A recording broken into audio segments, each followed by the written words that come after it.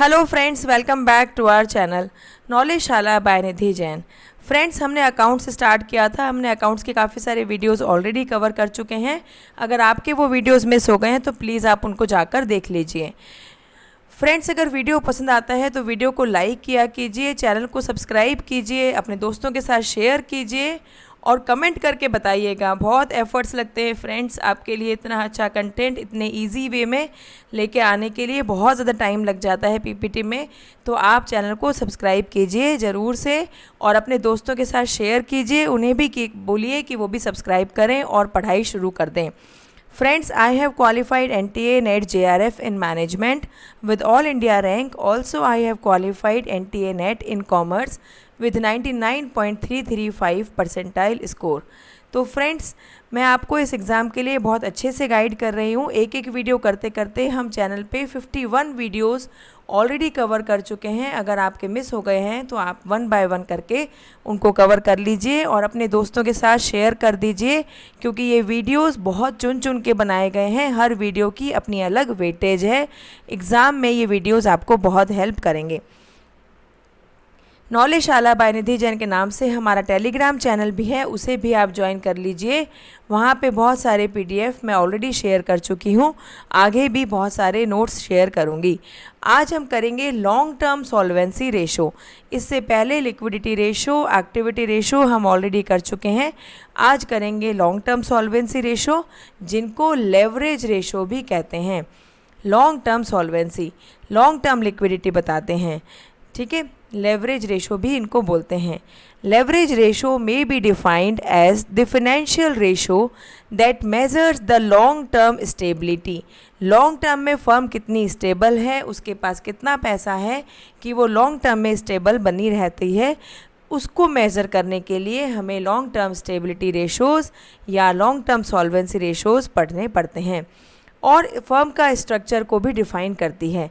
These ratios indicate the mix of funds provided by owners and lenders and assure the lenders of the long term funds with regard to periodic payment of interest and repayment of principal amount on maturity। ये ratios क्या बताते हैं? ये funds का mix बताते हैं कि कितना पैसा हमारे इक्विटी शेयर होल्डर्स वालों ने लगाया है और कितना पैसा हमारा डेट का है जो कि हमें लेंडर्स के थ्रू मिला है। और साथ में ये हमारे लेंडर जिनसे हमने पैसा उधार लिया है उनको अश्योर करती है कि हम लॉन्ग टर्म का जो उनका पैसा है जो हमने उनसे लिया हुआ है वो हम उनको टाइम से दे देंगे और टाइम टू टाइम पीरियोडिकली उनको इंटरेस्ट पे करते रहेंगे। मैच्योरिटी पे उनको सारा अमाउंट पे कर देंगे। लेवरेज रेशोज़ जो होते हैं वो दो तरह के होते हैं बच्चों, कैपिटल स्ट्रक्चर रेशोज़ और कवरेज रेशोज़। आज की वीडियो में हम कैपिटल स्ट्रक्चर रेशोज़ कवर करेंगे, इसके बाद वाली वीडियो में कवरेज रेशो करेंगे।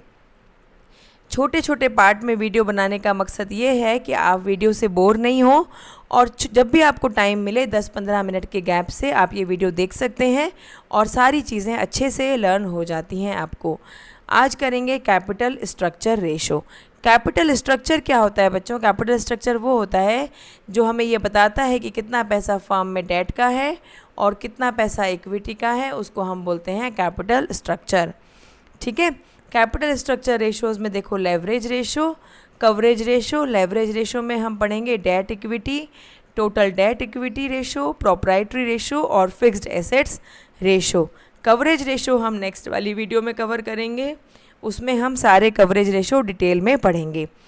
Capital structure ratios provide an insight into the financing techniques used by a business and focus as a consequence on the long term solvency। Long term में firm के पास कितना पैसा अवेलेबल है, long term में firm कितनी solvent है, कितना पैसा, कितनी कैश की अवेलेबिलिटी है, उसको बताता है capital structure ratio. Capital structure ratio also show the relative weight of different sources. जैसे मैंने आपको बताया ना कि डेट का कितना पोर्शन है, इक्विटी का कितना पोर्शन है, ये हमें कैपिटल स्ट्रक्चर के रेशो से ही मालूम चलता है, ठीक है। इसमें फर्स्ट आता है debt equity ratio. Debt to equity, कितना पोर्शन डेट का है और कितना पोर्शन इक्विटी का है। इक्विटी मतलब जो हमारा शेयर होल्डर्स का जो पैसा होता है वो कितना है और डेट मतलब जो आपने पैसा उधार लिया है लेंडर से लॉन्ग टर्म के लिए, उसको बोलते हैं डेट। तो date equity ratio measures the relationship between long term date and equity. Long term का डेट कितना है, आपने कितना पैसा लेंडर से उधार ले रखा है, और आपकी फर्म में इक्विटी का पोर्शन कितना है, उसको बताता है debt to equity ratio. It measures the degree of indebtedness of an enterprise and gives an idea to the long term lenders regarding the extent of security of the debt. अब ये ratio हमें क्या बताता है कि भाई कितना पैसा उसके पास उधार है और कितनी अच्छी कंडीशन है, और लेंडर्स को भी ये बताता है कि आपका पैसा कितना सिक्योर है। मैंने आपको पहले भी बताया था कि रेशो जब हम पढ़ेंगे तो हमें फॉर्मूलाज, और अगर आइडियल रेशो आपको पता है तो आपको वो अच्छे से याद रखना है, लर्न करके रखना है। फॉर्मूलाज एग्ज़ाम में कई बार डायरेक्टली पूछे जाते हैं।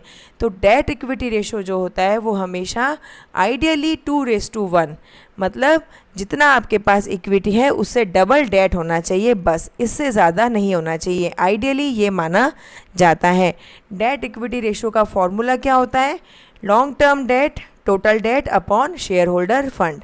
शेयर होल्डर फंड क्या है, आपके इक्विटी है, ठीक है, मतलब total debt upon total equity क्या होता है, डेट टू इक्विटी रेशो का फॉर्मूला होता है, total debt upon total equity. Debt to equity का मतलब ये है कि डेट अपॉन इक्विटी, ठीक है। थोड़ा सा अगर आप कॉमन सेंस लगाओगे, वीडियोस को ध्यान से देखोगे, तो आपको फार्मूलाज बहुत अच्छे से लर्न हो जाएंगे। डेट टू इक्विटी और लेवरेज रेशो भी कहते हैं। तो डेट टू इक्विटी का फॉर्मूला याद करने की ज़रूरत ही नहीं है, total debt upon total equity, ठीक है, आइडियली 2:1 होना चाहिए। फिर करते हैं हम डेट रेशो। डेट रेशो को और क्या कहते हैं, debt to assets. Debt to equity को तो लेवरेज रेशो कहते हैं, मतलब लेवरेज रेशो में क्या करना है, डेट टू इक्विटी करना है, डेट अपॉन इक्विटी करना है। और जो खाली डेट रेशो है उसमें हमें डेट टू एसेट्स करना है, मतलब total debt upon total assets, ठीक है। हर फॉर्मूला के लिए पिक्चर भी दी है, कंटेंट भी पूरा दिया है, इजी लैंग्वेज में दिया है बच्चों। इससे इजी आपको रेशो कहीं पर भी नहीं मिलेंगे, ये मेरी बात याद रखना। मैंने चाहे वीडियोस अपने चैनल पर कम डाली हैं, लेकिन वो वीडियोस एक से बढ़कर एक डाली हैं। पीपीटी बहुत मेहनत से बनाया गया है, हर पीपीटी में पिक्चराइजेशन भी है और कंटेंट भी बहुत ईजी लैंग्वेज में, जो आपको जल्दी से जल्दी समझ में आ जाए, उस फॉर्म में डाला है। डेट रेशो या डेट टू एसेट्स क्या होता है, it refers to the ratio of long term debt to the total of external and internal funds. अब एक्सटर्नल एंड इंटरनल फंड्स क्या होंगे, कैपिटल एम्प्लॉयड, या फिर हम क्या कह सकते हैं, नेट एसेट्स। अब बच्चों कैपिटल एम्प्लॉयड क्या होता है, कैपिटल एम्प्लॉयड वो कैपिटल होता है जो आपने अपनी फर्म में जो पैसा डाल रखा है। अब फर्म में पैसा जो डाल रखा है वो किसके थ्रू आएगा, दो ही तरीके से आ सकता है, या तो लॉन्ग टर्म डेट होगा या शेयर होल्डर फंड होगा। तो जब भी कहीं पर भी आपको कैपिटल एम्प्लॉयड आए लिखा हुआ, तो आप ध्यान रखना कि कैपिटल एम्प्लॉयड में क्या करना है, long term date plus share holders fund. Capital employed मतलब जितना पैसा आपने बिजनेस में डाल रखा है। अब आपने पैसा कहाँ कहाँ से लेके डाल रखा है, या तो शेयर होल्डर का पैसा डाला होगा, या फिर आपने अपने लॉन्ग टर्म लेंडर से पैसा ले रखा होगा। तो कैपिटल एम्प्लॉयड में डेट को शेयर होल्डर फंड से जोड़ दो, उसका जो टोटल आएगा वो कैपिटल एम्प्लॉयड कहते हैं, ठीक है। It may be taken as net assets, और इसको नेट एसेट्स भी कहते हैं। अब डेट रेशो जितना लो होगा ना, तो ये क्या करेगा, सिक्योरिटी देगा आपके क्रेडिटर्स को, ठीक है। लेकिन अगर ये ज़्यादा होगा, हाई होगा, तो मैनेजमेंट की हेल्प करेगा इक्विटी पर खेलने के लिए। इक्विटी पे ट्रेड करने में मैनेजमेंट को हेल्प करता है अगर हाई होता है तो। और अगर लो होता है, इसका मतलब क्रेडिटर्स को बहुत सिक्योरिटी फील होती है, उनको पैसा जल्दी मिलने की चांसेस होते हैं। डेट रेशो फॉर्मूला बताया आपको, डेट अपॉन एसेट्स, ठीक है, total debt upon total assets होता है डेट। मतलब जब डेट रेशो पूछ रहे हैं तो डेट टू एसेट्स करना है, और जब लेवरेज रेशो पूछ रहे हैं तो डेट टू इक्विटी करना है। आई थिंक अब तो क्लियर हो गया होगा, 4 बार रिवाइज करवा दिया है ना वीडियो में ही। फिर आता है प्रोप्राइटरी रेशो। प्रोप्राइटरी रेशो क्या करता है, it express the relationship of proprietors funds. अब प्रोप्राइटर फंड से कंफ्यूज मत होना, प्रोप्राइटर फंड्स मतलब हमारे शेयर होल्डर्स के फंड को कहते हैं proprietor funds, to total assets और नेट एसेट्स, मतलब share holder fund upon total assets. ठीक है, प्रोप्राइटरी रेशो मतलब share holder ratio, share holder fund upon total assets. ठीक है, total of debt ratio and proprietary ratio, debt और proprietary ratio का total हमेशा क्या होता है, 1 होता है। ठीक है, हमेशा उसको 1 कहते हैं। हायर प्रपोर्शन, क्योंकि यही कंप्लीट है ना, डेट रेशो और प्रोप्राइटरी रेशो मिलाकर कंप्लीट हो जाता है, होल नंबर बन जाता है 1।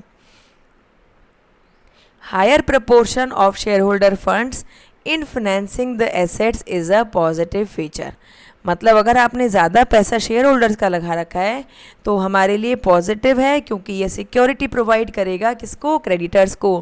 क्योंकि हमने जब पैसा बाहर से कम ले रखा है तो हमने जिनका भी पैसा ले रखा है हम उनको इजीली चुका सकते हैं, रीपे कर सकते हैं।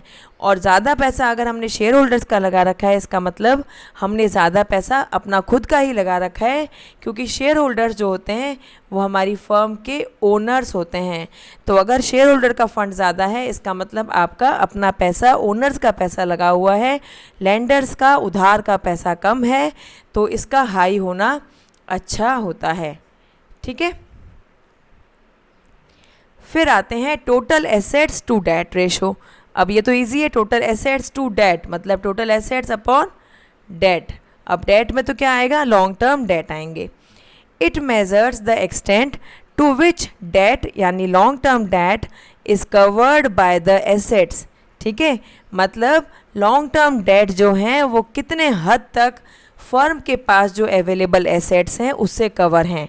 ठीक है, मतलब कितना उधार का पैसा ऐसा है, जैसे मान लो कि आपकी फर्म के पास 5 लाख रुपए के एसेट्स हैं और अगर आपने 5 लाख रुपए की उधारी ले रखी है, इसका मतलब आपकी कंडीशन बहुत अच्छी है, बहुत अच्छी भी नहीं कह सकते, तो एटलीस्ट आपकी फाइनेंशियल हेल्दी है, फाइनेंशियल जो फर्म है वो हेल्दी कंडीशन में है।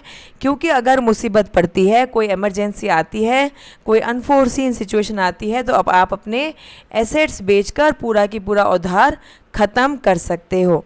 ठीक है, तो यही बताता है ये कि भाई कितने एसेट्स हैं जिनसे आपका कितने हद तक जो आपने उधार ले रखा है वो कवर हो सकता है।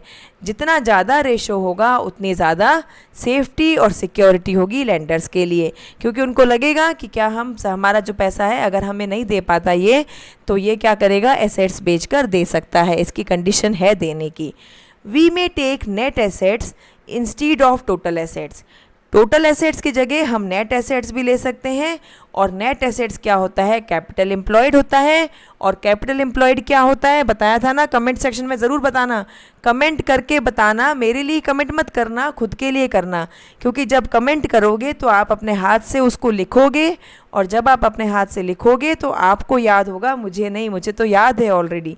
ठीक है, कैपिटल एम्प्लॉयड क्या होता है, long term date plus share holders fund. In that case, the ratio will be the reciprocal of debt ratio. और अगर हम टोटल एसेट्स की जगह नेट एसेट्स लेते हैं तो जो रेशो आएगा वो क्या होगा, जो हमारा डेट रेशो आएगा ना उसका जस्ट रेसिप्रोकल होगा। अगर डेट 2:1 होगा तो ये वाला क्या आ जाएगा, 1:2, जस्ट उल्टा हो जाएगा। ऐसा क्यों होगा मुझे कमेंट सेक्शन में कमेंट करके बताना। अगर आपको समझ में आया है तो मुझे कमेंट करके बताना कि जस्ट उल्टा क्यों होगा, क्योंकि हम कैपिटल एम्प्लॉयड लेंगे टोटल एसेट्स की जगह। ठीक है ना, तो बताना कि क्यों आएगा रेसिप्रोकल, मुझे बताना कमेंट करके। डेट रेशो मतलब डेट टू एसेट्स, और यहाँ पे है एसेट्स टू डेट। अब तो समझ में आ गया होगा, अब कमेंट करके ज़रूर बताना। फिर आता है capital gearing ratio. Capital gearing ratio shows the proportion of fixed interest. Fixed interest मतलब dividend bearing capital to funds belonging to equity share holders, that is equity funds और नेटवर्थ। मतलब कैपिटल गियरिंग रेशो क्या बताता है कि debt upon equity, debt to equity ratio बताता है, लेकिन यहाँ पे क्या करते हैं, फिक्स्ड इंटरेस्ट बियरिंग कैपिटल। अब जो कैपिटल आप ले रहे हो वो डिविडेंड कैपिटल ले रहे हो, फिक्स्ड इंटरेस्ट बियरिंग, जिसके ऊपर आपको फिक्स्ड इंटरेस्ट बियर करना पड़ता है, डिविडेंड देना ही पड़ता है। ठीक है, उसका कंपैरिजन करते हैं। Company is said to be low geared. Company जब लो गियर्ड होती है, इसका मतलब larger portion of capital is composed of equity. जब लो गियर्ड है, इसका मतलब ज़्यादा पैसा किसका लगा हुआ है, आपका खुद का लगा हुआ है, मतलब शेयर होल्डर्स का लगा हुआ है, मतलब ओनर्स का लगा हुआ है। तो कंपनी लो गियर्ड है क्योंकि ज़्यादा पोर्शन हमारा है, तो इसका मतलब उधार कम है, तो लो गियर्ड है। देखो आप क्या याद रखना बच्चों, कभी हमें ट्रिक बनानी पड़ती है क्योंकि इतना सारा सिलेबस तो हम रट नहीं सकते। लो गियर्ड अगर आपसे एग्ज़ाम में पूछें कि लो गियर्ड मीन्स, तो आप इतना समझ लो, गियर्ड मीन्स उधार, गियर्ड मीन्स लैंड मनी। ठीक है, तो जब आपसे लो गियर्ड पूछें तो इसका मतलब इक्विटी वालों का पैसा ज़्यादा है, उधार का पैसा कम है। निकालोगे कैसे, डेट अपॉन इक्विटी। डेट में क्या लोगे, प्रेफरेंस शेयर कैपिटल, डिबेंचर्स, और बाकी का जितना भी उधार का पैसा है वो डेट है। और इक्विटी में क्या आएगा, ओनर्स का पैसा, शेयर होल्डर्स का पैसा, प्लस रिजर्व और सरप्लसेस जो आपके पास पहले से इकट्ठा है। अगर कोई लॉसेस हैं तो आप उसमें से लॉसेस माइनस कर दोगे। इससे इजी लैंग्वेज में कोई भी आपको रेशोज़ नहीं करवा पाएगा, इतने अच्छे से स्लाइड्स बना के कोई भी आपको नहीं देगा। अगर आपको वीडियोस पसंद आती हैं तो लाइक करने में कुछ नहीं जाता है, लाइक करके अगले को भी अप्रिशिएट कीजिए, कमेंट करके बताइए कैसा लग रहा है वीडियो, जिससे मुझे भी लगे कि आप देख रहे हैं तभी तो मैं वीडियोज़ डालूँगी। अगर आप नहीं देखेंगे, नहीं कमेंट करेंगे, लाइक नहीं करेंगे तो मैं भी इतनी मेहनत से क्यों वीडियो बनाऊँगी। ठीक है, फिर तो मैं एक एक वीडियो डाल दूँगी। अगर आप ज़्यादा देखेंगे, ज़्यादा सब्सक्राइब करेंगे, ज़्यादा शेयर करेंगे, अपने दोस्तों से सब्सक्राइब करवाएंगे, तो मेरे को भी लगेगा कि नहीं, रोज़ के 4-5 वीडियो डालने हैं।